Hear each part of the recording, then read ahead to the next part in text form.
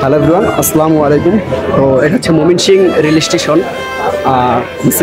মানে আমি হচ্ছে এই যে ট্রেনটা দেখতেছেন, তো এটা আসার পর হচ্ছে আমি ট্রেনে উঠতেছি। এই মুহূর্তে আমার পকেট থেকে মানি ব্যাগটা নাই। মানে কোন একটা সিচুয়েশনে আছি, ঠিক আছে, বুঝতে পারতেছি না।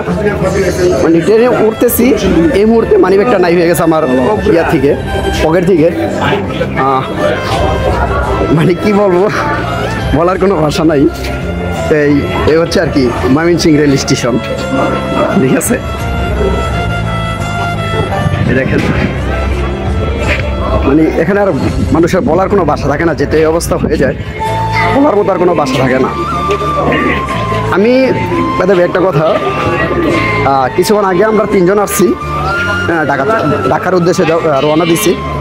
তো টিকিট কাটতে গেছি, 200 টাকা দিছি। 200 টাকা থেকে তোমার হচ্ছে যা, আমি 200 টাকা দিছি। ওনারা হচ্ছে কি করছে, আমাকে 320 টাকা ফেরত দিচ্ছে। মানে ঢাকার টিকিট হচ্ছে 60 টাকা করে, 60 টাকা। তো ওনারা হচ্ছে 320 টাকা ফেরত দিছে।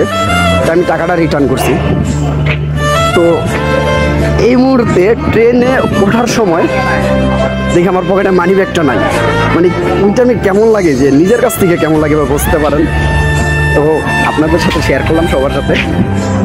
তো বাই, আল্লাহ হাফেজ, ভালো থাকবেন।